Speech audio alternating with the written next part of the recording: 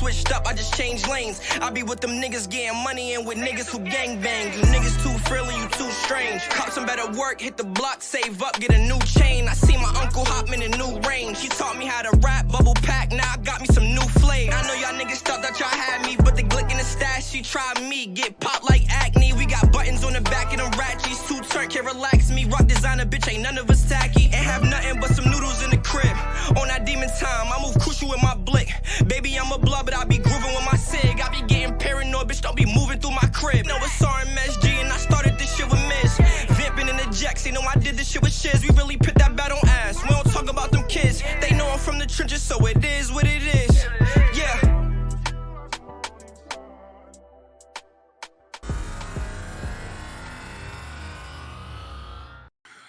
What's good? What's good? It's a 10A podcast on the Norbes on Network. It's your boy Norbes, and we are live. And boxing just continues to get better. But let me bring on my guest co-host today for the 10A podcast, my man Marco Boxing. If y'all don't know, got the smoothest breakdowns on the internet. You know what I mean? My man Marco knows how to throw them hands, and he knows how to talk that stuff. But Marco Boxing, listen, I don't know why people keep saying boxing is it's getting less, you know.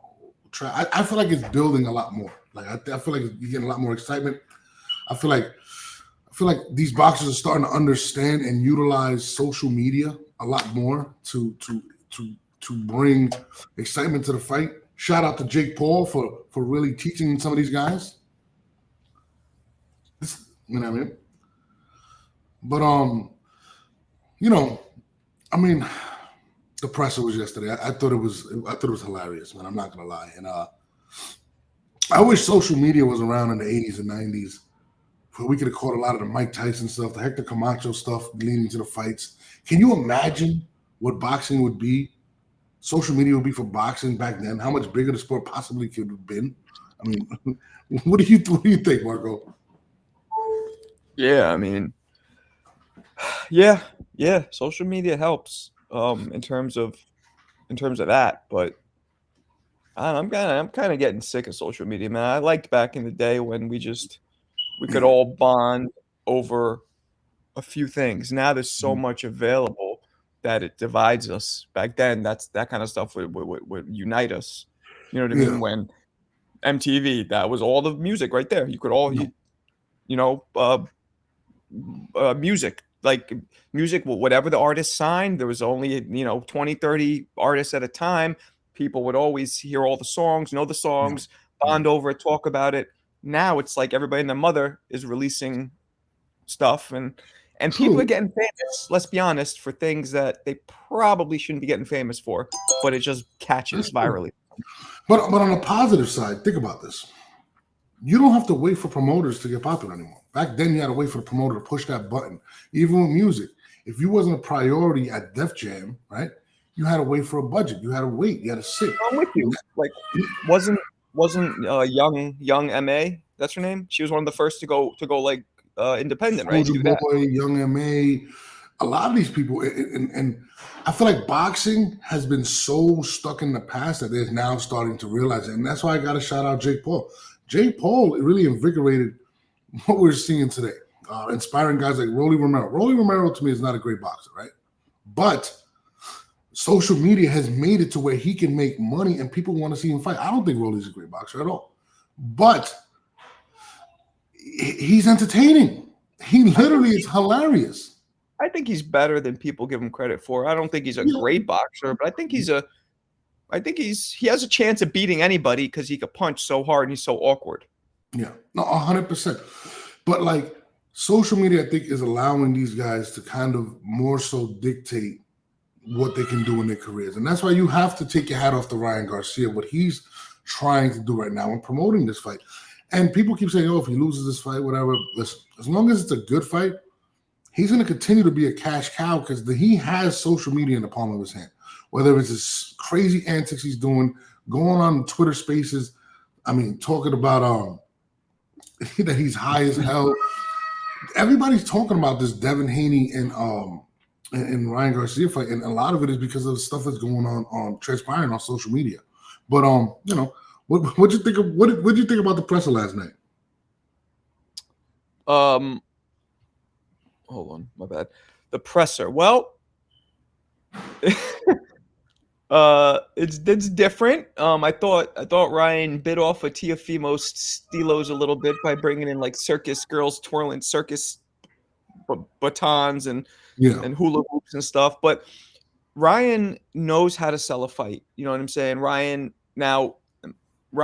though, like on a serious note, he seems like he's on the verge of snapping mentally. I think this is a lot of pressure for him, which is weird because the Gervonta fight was bigger. Yeah. But for some reason now, this is gonna maybe pushing him over the edge. Go ahead. Well, to your point with Gervonta, right? Yeah, that fight was bigger, but he didn't suffer the loss or the embarrassment he suffered before. He hadn't lost yet. Right. Yeah, so but to an extent, though, Norbes, to an extent, there's more pressure. There's less pressure when you're already lost. So there should have been more pressure then because he was undefeated. Now it's like, okay, I lost. The pressure is more on Devin not to lose. Absolutely, but I will say this: Devin is a lot more mature, and Ryan's pressure is not really from boxing. It's the social media announcing his divorce over the day after his wife gives birth. Just doing a lot of things that just don't make sense. So I think his pressure more so is the media pressure, the social media. This way though, I grew up in New York City. I grew up around a lot of people who were celebrities. I grew up around a lot of people who were in the entertainment business and then became famous as I knew them. People who were famous. I knew some child stars. And the point is, when all they know is the media and the attention in their face, to them it becomes normal. Like, yo, not like you and me would be like, yo, let me get some dinner. To them, it's like, yo, let me get some dinner and let me record every second of this dinner. It's just what they know. Yeah. No, and so he does it himself, but he doesn't know any different. Because everything he does has got him millions of followers and all this fame and all these fights where he's making way more money than anybody else. And you got to think about it too. The pressure's different back then. Not everybody had a camera. Now everyone has a camera. You can't use the bathroom without somebody pulling out, doing a TikTok and things of that nature. The things that Mike Tyson, Darryl Strawberry, Hector Camacho, Lawrence Taylor were able to get away with back then, it's not possible anymore. Like, you got to think about it. Like, it's an immense pressure. Your phone is literally your tracking device. Every time he lifts that phone, he feels like he has to respond to a fan. Guess what he does? He responds to a fan. He has to make a show. And I think that's the difference between him and Devin. I think Devin kind of uses his dad as a shield. His dad is the one that takes a lot of the shots, and Devin kind of is more professional with it. He doesn't jump out.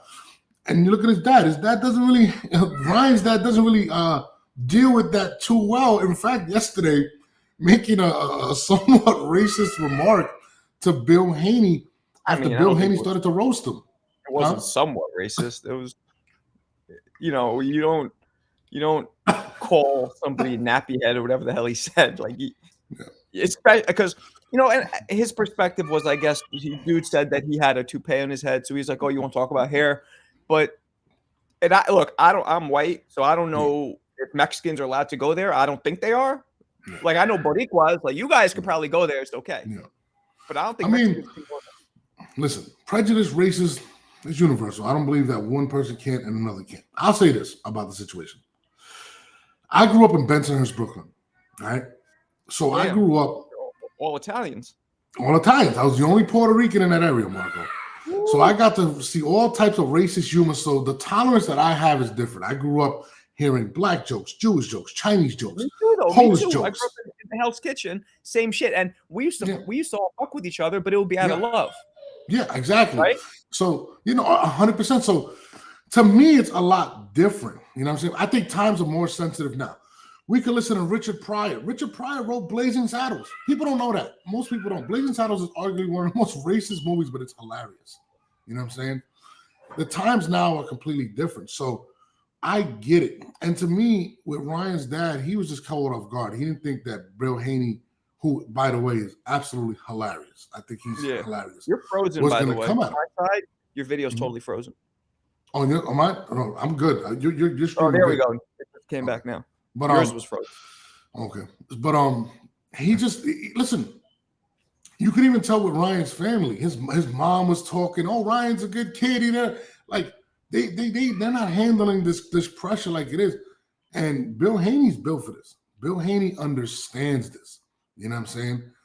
Ryan's pops, not so much. And listen, he's also being ridiculed for a bunch of things. Ryan, it's a lot of pressure. He took a lot of hits off of that. The way he looked against Gervonta, he continues to bring up Gervonta, continues to make him excuses. Wants the rematch. Let's be honest. And I'm not trying to shit on any fighter because just to get in there, I know what it takes. But Ryan did quit. Yeah, he did. And the reason why it makes a difference is because when you get hit with a body shot, I don't know if you boxed before, I forgot, but no. If you get hit with a body shot that's incapacitating you, you fall, you wince. Like, do you remember when Roy Jones knocked out Virgil Hill? Do you remember Virgil Hill's face? He was like, oh. Yeah. Ryan, he didn't look like he was in that much distress. So that's why he's getting that kind of critique. If he was on the floor, like, nobody would have said anything. So you feel like, because I remember Mickey Ward. That was his punch, the liver punch. You know what I'm saying? He took so many people out with that. So I don't know. People do react to pain differently. I'll tell you that. But I don't know. I mean, I get it. But again, that goes with the media pressure, with the social media pressure that Ryan Garcia sees that nobody else sees. He's constantly being called out for quitting against Gervonta, which was, again, a huge fight. What did they sell? 2 million pay-per-views or some crazy number or something like that? Okay, yeah, something like that. So, and that's not even counting the endless bootlegs. It was seen globally, and this is a guy that continues, whether it's Instagram, whether it's Snapchat, whether it's TikTok. He's constantly on these things. He doesn't take a break from it. You know what I mean? So his pressure is crazy. Even like the other night, reverting to putting out the fact that he's smoking bud. Devin Haney comes out and says he's drinking, he's drunk at the pressure in New York. Those are signs of somebody that can't deal with the pressures. And I think, if he's getting drunk and high at the presser, that's definitely not a good. And think about this: we just had Keyshawn Davis fight the other night, right? Maybe like a month ago, whatever. And the entire night, what are they talking about? Keyshawn Davis was suspended for smoking weed. He tested positive. They took away his victory of his previous fight, and they made it a no contest. He got suspended for 90 days. This is all of this being out there. I didn't even know you can get suspended. But it's difference between smoking weed on your off time, like Keyshawn probably did. No, 100%. And showing up to pressers and, Yeah. No, I'm with you. I didn't know the rules, but regardless, you don't want that light on you. You know what I'm saying? And now you got to go through training camp. You got to go through those things without none of those vices that you're leaning upon now. So how will that affect them in training? You know what I mean? So there's a lot of things. Listen, some people become alcoholics. They can't function without it. I'm not saying that's what Ryan is. Some people become dependent on weed. There's people that do that. And you got to remember, too, this is somebody that backed out of a fight already because of mental health issues. And the pressure has become way more immense now than it once was before. So I don't know how this is going to affect him going into this fight. I don't believe that he is prepared for this fight. I'm going to be completely honest with you. Even all the crazy antics is more of a deflection of what he's going through. He's deflecting what's going on with him right now. He's trying to put on a show. So to me, his actions are making me real nervous for this fight. I didn't believe Haney could stop him until now. And that's just being honest. I don't know if he could stop him, but I mean, I don't think it'll be a one-punch combination. You know what I'm saying? But I believe it can be him just taking a pouncing. Maybe similar to like a Mayweather Gotti type of situation. You know what I mean? Haney's going to box his tube socks right off. That's it. He's going to box his socks off all night. I think Haney is going to beat him. I think Haney could potentially beat all of them. I'm not so sure between Tank, Haney, and Shakur. Shakur only because he can stay away so beautifully. Maybe not beautifully is the right word. So well, because it's not beautiful to a lot of people when he stays away. No, but listen, I'm with you. I definitely think he beats him. I think he beats Gervonta, to be honest with you. Shakur is a question, but he doesn't seem to be as engaging as Haney has been in his last couple fights. Haney's been engaging. He's been in the middle of the ring. He's going. Shakur has not been so much. People are more excited to see Devin at this point. So I would still favor Devin. I don't favor Devin against Teofimo, though. That's who I don't favor him against. I think Teofimo is one of those guys that if you're in front of him, he does everything well. He can punch. He can go in and out. He's very athletic. He can match his athleticism. So to me, that's the biggest question mark for Devin Haney. But outside of that, I'm with you. I don't see any of those guys beating him at this point. Yeah, I don't know.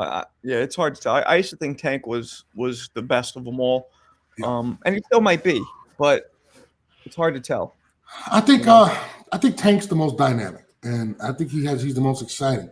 But I will say this: in the last couple fights, which was Rolly and I forgot who it was, and even Ryan, I feel like he's not active as much. He kind of sits and then waits to put you out. And fighting a fight like that against Devin Haney is not going to win you a fight because Devin doesn't take big chances. Devin stays active, but he's also protective, and he takes the rounds. He's comfortable taking those rounds. So I don't think that will bode well for him because I feel like he would have to be way more active. But on the flip side of that, I don't think that he believes that Devin can hurt him. And we've seen what he did to Santa Cruz when he just walked through Santa Cruz and just finished him. So, I mean, it's an interesting fight. I would love to see it happen. I just don't see it happening anytime soon, to be honest with you. But back to this Devin Haney-Ryan fight. What else did you take out of the presser in regards to, we all know that mentally you don't feel like he's there. How about his body and things of that nature? I know he said he's walking around at like 170 or something like that. Do you feel like he's a little? He seemed a little. He put on weight, but it doesn't seem. It seemed like he's just eating more. He seemed a little. I don't want to say fat. He's not fat, but it seemed like that's not his natural weight. It seems like he's putting on weight, but naturally he should be a little thinner. I agree, and again, I don't want to go to the alcohol, but sometimes I've seen a lot of my friends that when they start drinking a lot, they put on that type of water weight, and that's what it kind of looked like, and they don't look healthy. He just doesn't look, to me personally, like right now. Devin looks like he can go for the next. He could go right now. To be honest, Devin looks good. He looks sharp. He might pull out Ryan, and we might have Arnold Barboza jump in. Oh my God! That would be crazy. Probably not, but it is because Ryan doesn't need this fight. He needs it maybe for his legacy because he's still yet to beat one of the great fighters of his generation. He's still yet to beat one. He's only fought. This will be only his second one that he fought. Yeah. But financially, he doesn't need it. So no.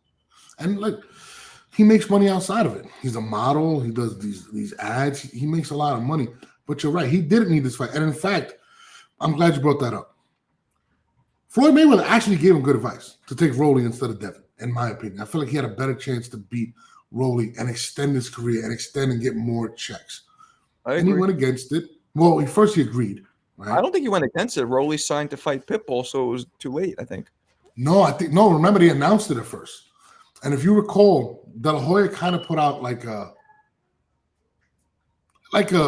threat in a sense, where he said he did like a blog and he says, well, back in the day, and he was referring to Floyd, when a fighter would interfere, when a promoter would interfere with a fighter and their promotional team, it would lead to other things, which basically meant the lawsuit, which was tortious interference, right?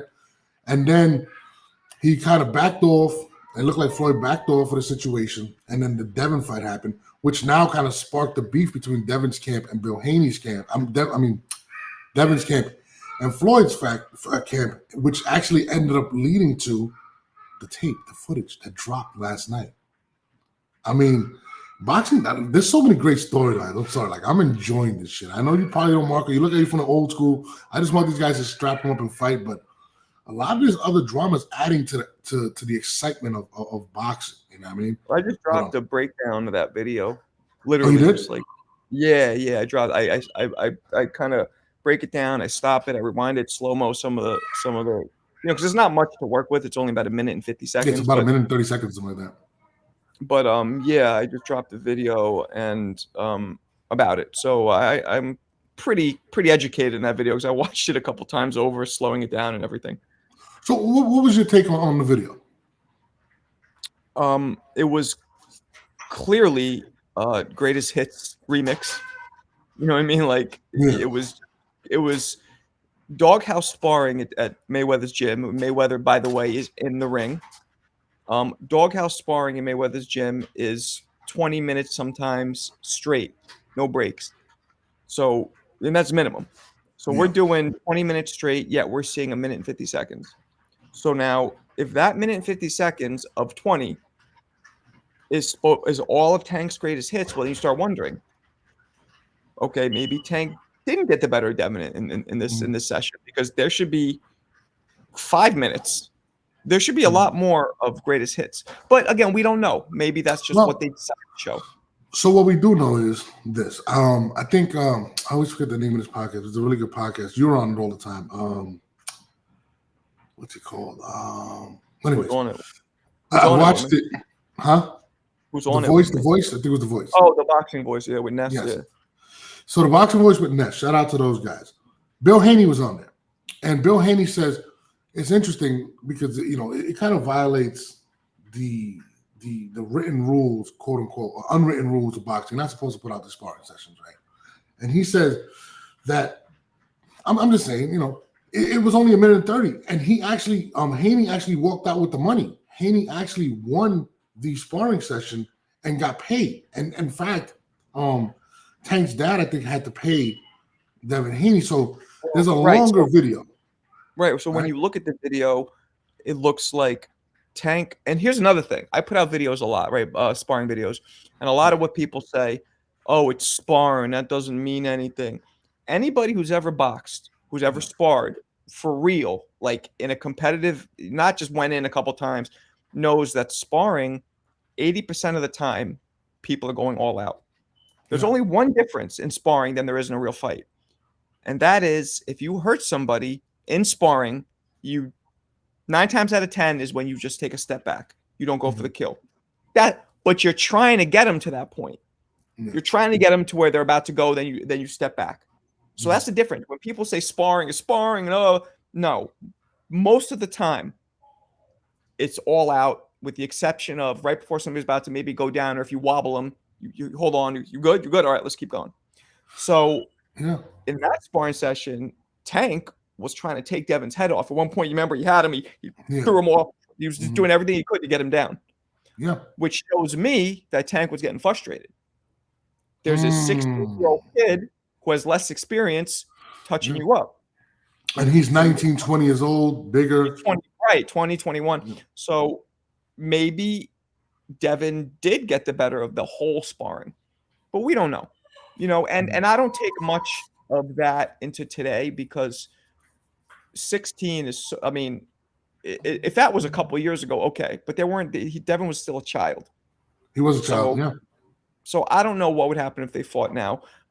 If anything, it makes me feel like Devin probably would do pretty well, because he was able, he at no point was Devin hurt. He was a little overwhelmed at one point when Tank was all over him. He took it better than I expected, to be honest with you.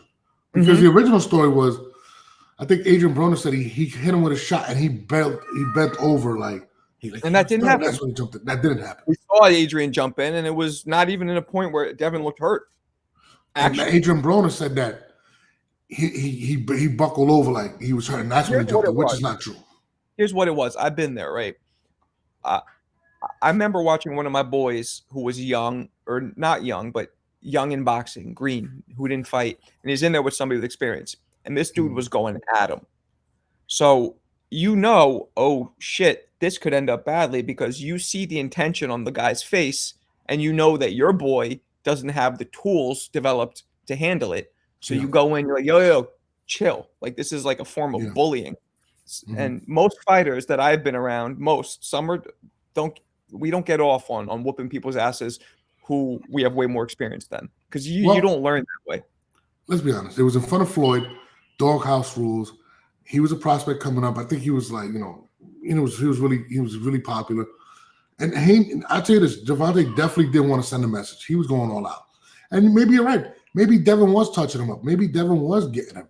And let's be honest, why didn't they put out the whole video? That's why the Floyd Mayweather situation clearly it was edited to a certain point. Why wasn't the whole video played? So to me, it was really intentionally to damage Devin Haney, which now you have to look kind of deeper, like what's going on?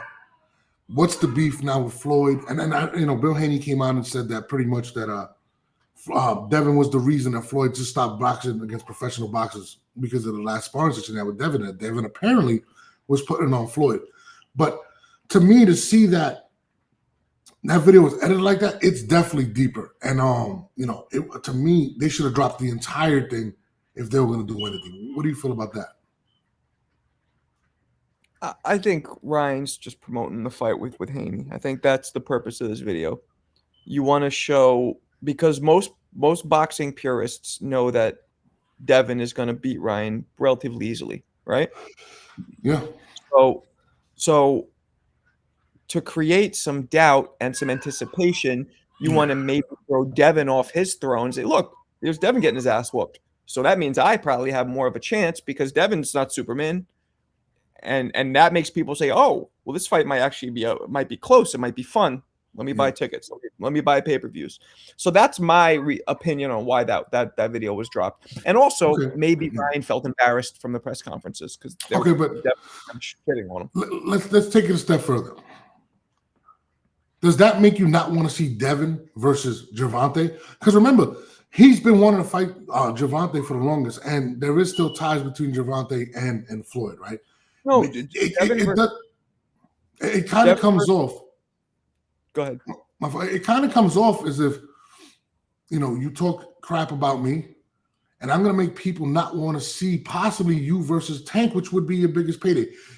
Can Devin Haney and Bill Haney take that as sabotage coming from Floyd Mayweather? Can they take what as sabotage? So a lot of people online are saying, yo, Devin got his ass whooped. This is what would happen. Would that could it be taken like, yo, this can be a situation where maybe people may not want to see that fight because now they don't believe Devin can beat him, and it could be a sabotage towards Devin. Do you think Devin's camp, Bill Haney, takes it like that? You don't think so? No. The only way it could hurt Ryan is it could hurt his credibility, because you always want to. And if you look at Floyd never shitted on his opponents, because if he paints the picture of his opponents being garbage and then he goes and beats them, so what? But if he paints the picture of his opponents being all the way up here and he beats them, well, that makes him all the way up here. Yeah. So this could do that for Ryan. The only negative, it could be like, well, Devin's garbage anyway. Look how Tank beat him up. Who cares? So you beat him. So what? That's the only way it could affect Ryan negatively. But overall, I think it's a smart move because now we're all talking about it. I mean, Bill, I know Bill. I've spoken to Bill before, in person. Love him. He's smart. And he is a very good promoter. Excellent. And the best. He's even doing these little goof, like these little funny videos where he knows that you only have one chance in boxing to make a lot of money. Yeah. You know what I'm saying? And he's taking full advantage of that, which he should. I'm a huge Bill Haney fan. I'm going to go to one of these Devin fights with a Bill Haney t-shirt. I'm going to make I love what Bill Haney's doing for Devin. I'm not going to lie to you. I love it. I mean, he's the black Jake Paul. I'm going to say that. Literally, bro. Like, he's on every social media. He understands the game. He studied it. He knows how to protect his son. He knows how to make people upset. He's very well versed. I mean, I love everything about what Bill Haney's doing with Devin right now, bro. Like, he's amazing. And I think this is going to take Devin into a whole nother level of money, promotions. He understands the game, and I think he's going to be the next big player in this situation. So, yeah, I mean, listen, I love watching Bill Haney, man. I'm not going to lie. And I got you. I think he is going to spin this in a positive way. I think he's going to get the Teofimo fights.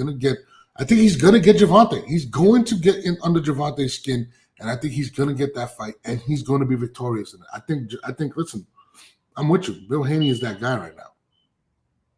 On the flip side, right, we both agree that Devin's going to win. Now, depending, of course, on how Devin wins this fight, right, how does it affect Ryan moving forward? Is he still going to be the big draw? Because, honestly, it's Canelo. It's Gervonta, right? And then it's probably Ryan. in terms of making money, like it's kind of crazy if you really think about it, right? I mean, who Jake else Paul. would you say? Tyson Paul. Fury?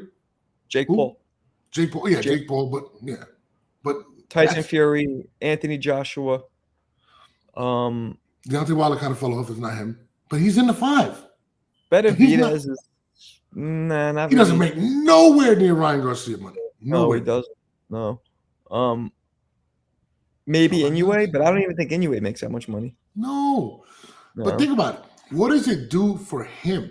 And do you even think that he even cares about it? Because there was something that he said in his presser that kind of caught me off guard, right?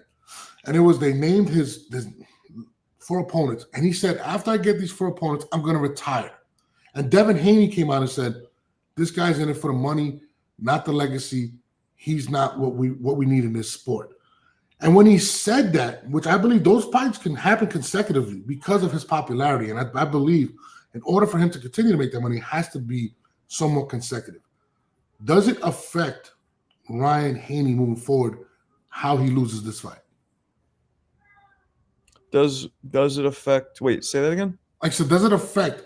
So he's a top 5 guy making money. Do you think if depending on how he loses this fight, moving forward, will it affect him possibly getting the big fights and the big money? What do you think? You think so? If he just gets destroyed and he's not even entertaining to watch, yeah, it'll affect him. It'll be bad. I mean, Gervonta destroyed him. He knocked him out the body shot, and he turns around and he's got a big pay-per-view. I don't think Gervonta destroyed him. Gervonta really just landed 2 good shots. He made him quit, right? He did, but he didn't destroy him. And Ryan was aggressive. He looked fast. He looked good-ish. Only for, what was it, 3 rounds, whatever it was. So I don't think Gervonta destroyed him. But Gervonta is also Gervonta. You know what I mean? So if anybody else does that to him, then you're like, wait a second. That's what Gervonta does, but Haney doesn't lay people out with 1 punch. So yeah, it could affect him. Yeah, like at this point, all losses are going to affect him, and it matters who he's fighting and how the loss, what kind of loss he takes. Yeah, you know what I mean? I mean, do you question his dedication, especially saying that if he gets these 4 fights, he's done? Do you feel like Ryan wants to be great, or do you feel like Ryan's just saying, "Hey, let me get this money and get out of here"?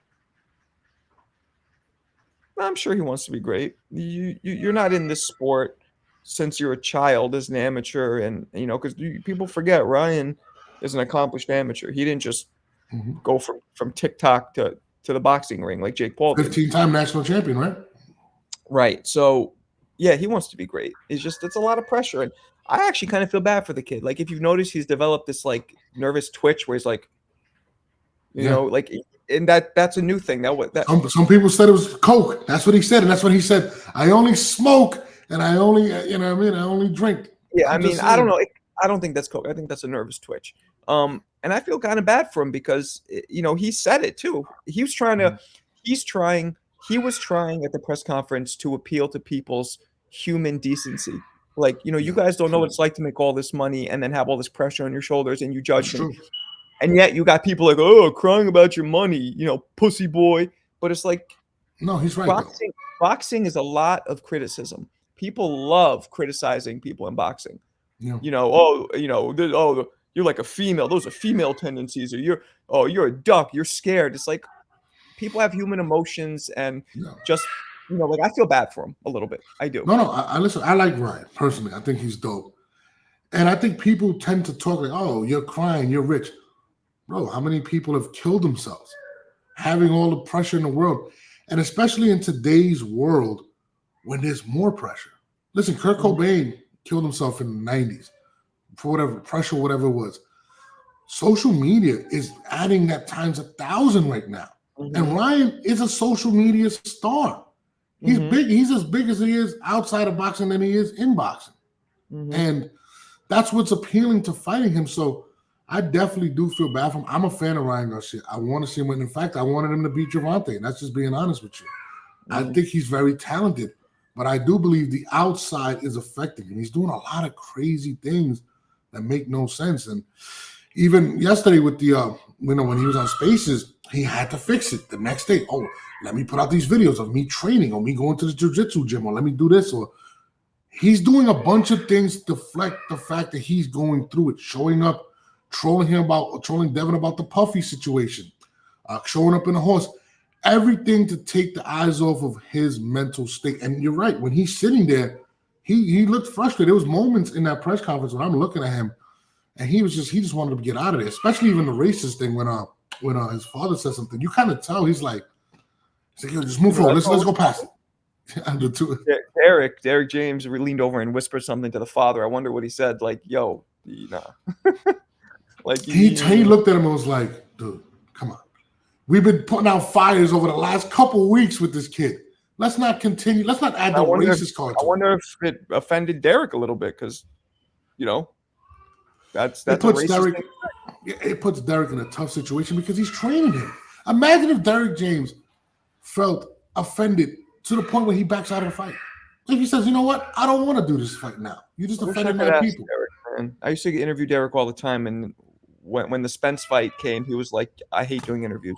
He just doesn't want to do them anymore. So yeah, I mean, you don't want any. He didn't say anything. I didn't watch Derrick James say anything when the clips that I saw. I didn't get to see the entire thing, but it almost seemed like he was trying to play a buffer in a sense to kind of reel him in.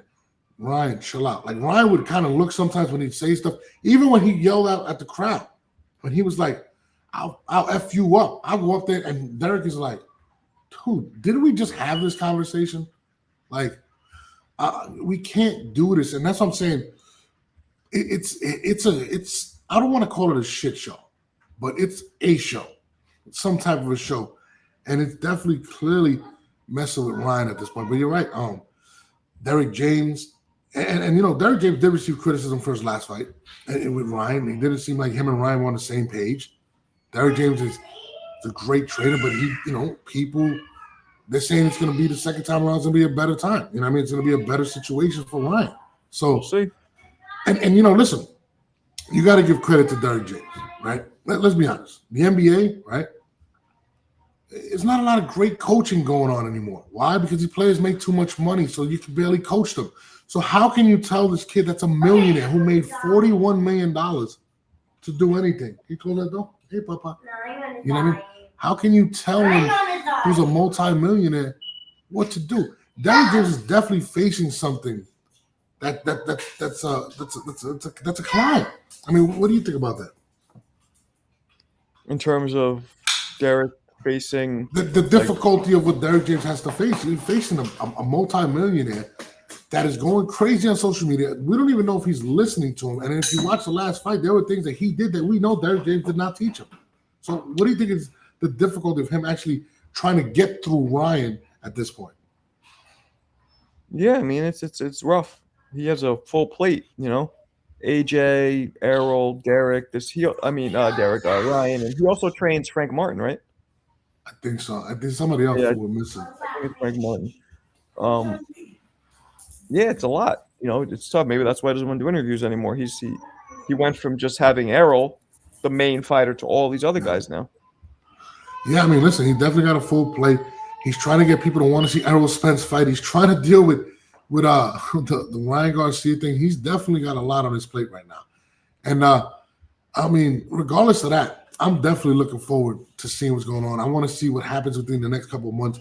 I think when they do the behind the scenes of 24/7, they need to start doing it from now. I don't want to wait weeks before. I want to see what's happening now. That's the one thing about this fight that I love, that they've got me tuned into every aspect of this fight. Yeah, you know I mean, I unfortunately don't think it's going to be very competitive, the fight, but no, yeah. I'm with you. I think the Barclays. Are you going to pull up to the fight?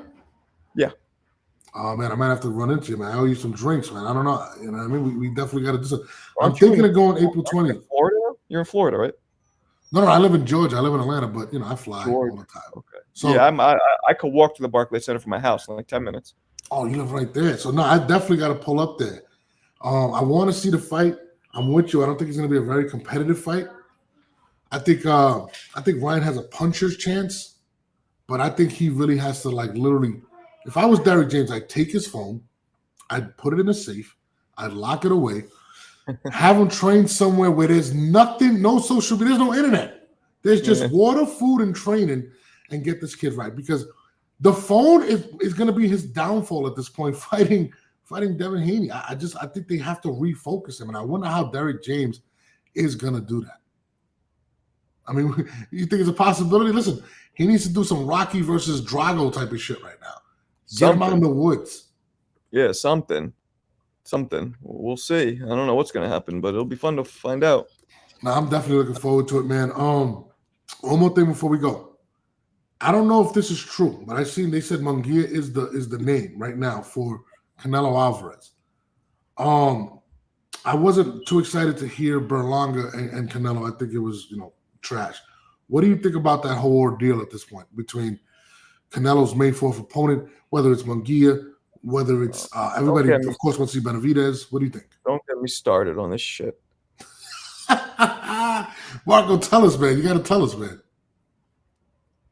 The fact that Tank is going to fight Frank Martin, the fact that he's not fighting any of the four horsemen, Tio, Shakur, Tank, Devin. You could even possibly throw in Subriel Matias. The fact that Benavidez is not fighting Canelo, I call this A-side diva behavior, right? It's A-side diva behavior. And I'm not just saying Tank. It's everybody's fault. With Benavidez, it's not Benavidez's fault. He's trying to fight. Canelo doesn't want to fight him. And at least in that instance, Canelo has a slight argument. Like, look, I fought everybody and their mother leading up to this. I've earned the right to fight who I want at the end of my career. Yeah. But the four horsemen, they should be fighting each other. And I'm not calling anybody a duck. None of them are ducking or scared. It's none of that. But it's A-side political obstacles. It's people getting in their ears. Their advisors, their promoters, their managers. Or if you fight this guy, you need to have 75-25. If you don't have 75-25, then you're not the A side, and then they're going to think you're a punk or whatever. I mean, that's basically what they're saying. Mm-hmm. And these are stopping all these fights. So to answer your question, like when I heard Frank Martin's fighting Tank, I was not excited. I was actually annoyed. He should be fighting Shakur or Tio. It should be Shakur Tio. Yeah, I'm with you on that. Or even winner of Devin or Devin versus Ryan, the winner of that. You don't want to see that no more? I still would like to see him fight Lomachenko. That's okay too. Even that is acceptable. But like, so when you ask me about Munguia, I don't think it could be Munguia because, that's another thing. Canelo's playing riddle me this, riddle me that, like he's doing cat in the hat. He's like, I'm gonna fight somebody. It's not an American, and it's blah blah blah. I'll let you know when. Think about it. It's like, what are you doing? What do you? Nobody wants to pay for. I would have been fine with Charlo, right? But why not just tell us who you're fighting or say it's not decided yet? What is this like dangling the carrot? Yeah. Like, what are you doing? I think with Canelo, he said not a Mexican, so it can't. No, 100%. He did say originally not a Mexican, but I think originally, but things change. Yeah, originally. I think to your point, he doesn't want to be told what to do, and he doesn't want to look like the networks are dictating what he's doing. So I think that's why he's saying what he's saying. But I'm 100% with you on that. He wants to be in control. I think I don't like calling fighters ducks, and I don't know. I just think Canelo is avoiding Benavidez. Now, I don't think he's scared. Mm-hmm. You know what? I shouldn't even say that because at this point, when somebody is a mandatory for 5 years, almost 5 years, and you don't fight them, and everybody and their mother universally agrees that Benavidez is the best opponent that could probably beat Canelo at 68. Yeah. Why are you not fighting him? The only thing I've heard Canelo say is, "Oh, Benavidez talks a lot, and you don't get a fight with me by talking a lot." It's like, wait, what? That's ego. That's ego. What? That's deflection. I didn't even hear that. That's crazy. That's deflection. So it upsets me. The answer to your question is, I don't want to see him fight anybody but Benavidez. But it looks like Benavidez is going to go and try and win a 75 title, and then probably fight the winner of Bivol and BF. It looks like Benavidez is done with 68 anyway now. I think he'll come back down to fight Canelo. But I think you're right. But I think a lot of it's ego. Benavidez is really good. Benavidez does talk. But Benavidez has calmed down his talk recently. He doesn't talk that much. No, but he's came out. Listen, I don't take it as disrespectful because I like Benavidez. I'm a big fan of Benavidez. You know what I mean? But Canelo, you know, I feel like it is a little bit of ego, and I'm a huge Canelo fan.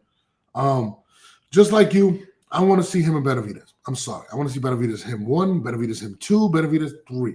I want to see them guys go at it because I think the fight's going to be amazing, personally. I don't want to see Berlanga. I don't know how Berlanga jumped from top 20 to the mandatory, which to me, I hate that about boxing. It's going to be Charlo or Berlanga. That's my guess. One of the two. Probably Charlo, but it could be Berlanga too. They're saying the networks.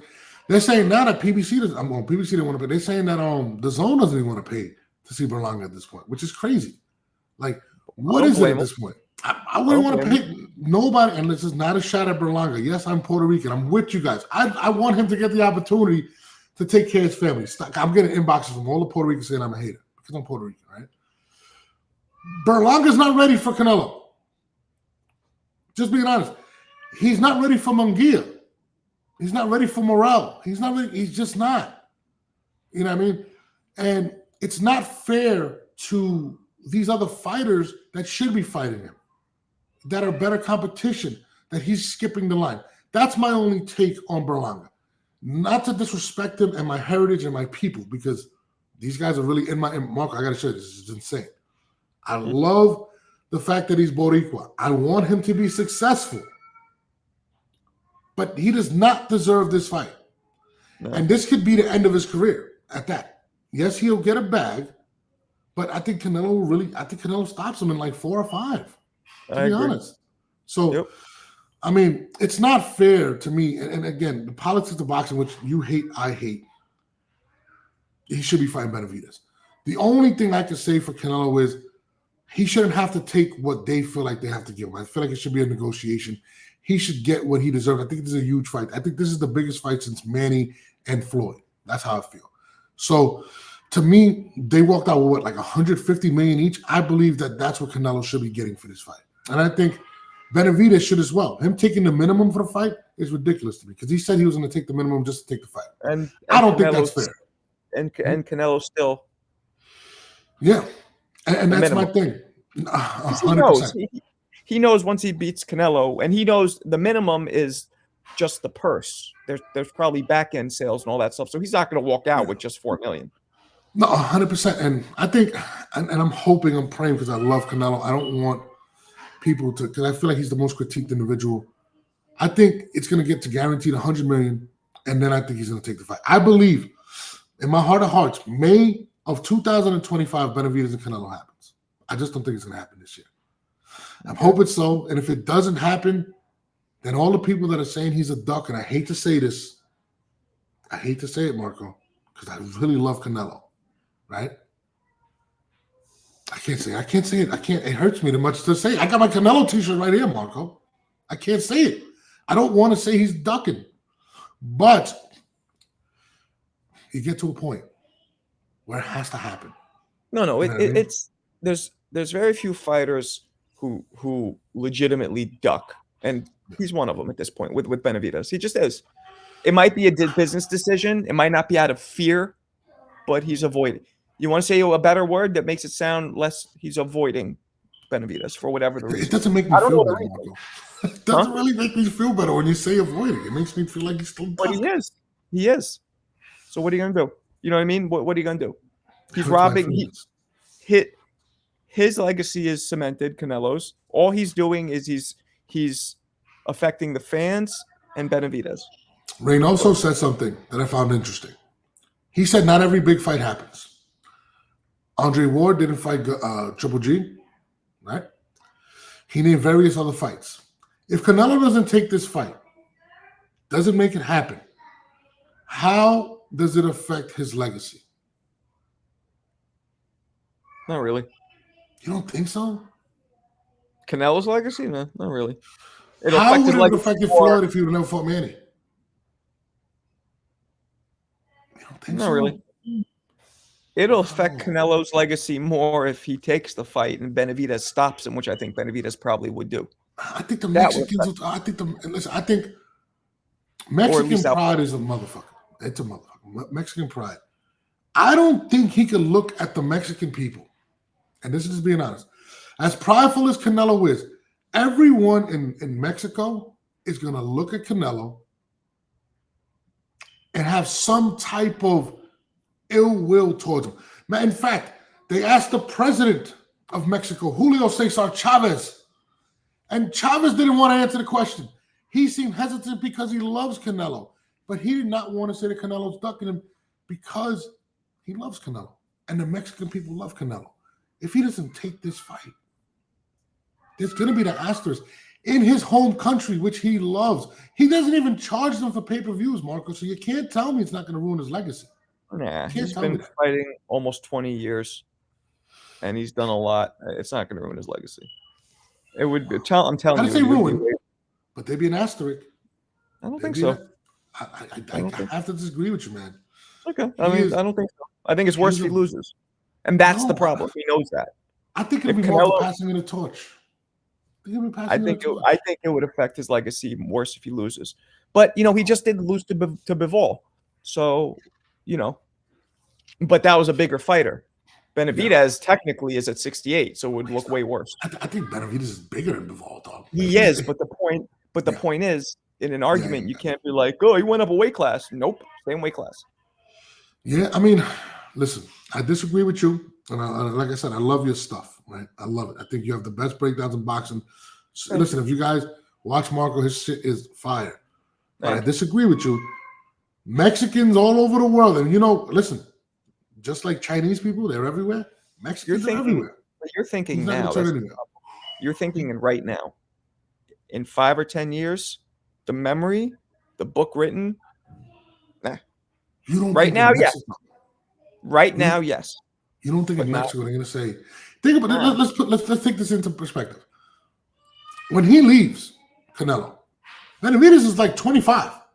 He's going to have the next 10 years of popularity. Benavidez is going nowhere, right? He's going to be labeled, maybe not because he's not from Mexico directly, but he's going to be the biggest Mexican fighter in the world. Who? Mexicans, Benavidez. After Canelo's gone. I don't think after Canelo's gone. They don't consider him Mexican fighter. Calls himself the Mexican monster, no? Tyson called him that. He didn't call him that. He called himself an El Bandera Roja, whatever that means. The red band. He's half and half. He's half. But he's American, so he doesn't.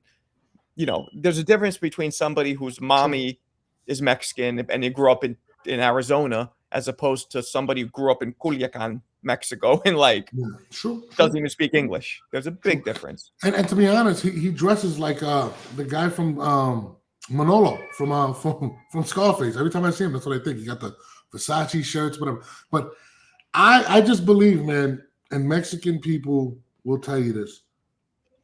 The pride of being a Mexican. Listen, soccer and boxing is what they have, right? It's major, man. I just can't see Canelo going back to Mexico, not fighting Benavidez, retiring, saying, I'm not going to do it. And when Reynoso was saying what he was saying, he looked shaky. It just, I want to see it, man. And Canelo, I love you, dog. Don't get it twisted. I consider you Puerto Rican. I traded Berlanga a few years ago for you. Okay, so we consider Canelo Puerto Rican too. Just let you guys know. Just let you know. He's Puerto Rican. But all right, man, whatever. But on that note, I'm gonna let you go, Marco. I appreciate you. Let them know where they can find you, my brother. Thank you. Marco Boxing. It's Marco 3_ boxing. Once again, Marco 3_ Marco with a K, 3_ boxing. YouTube, Instagram, TikTok, all that good stuff.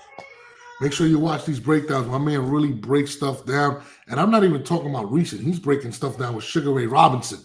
Like, it doesn't matter.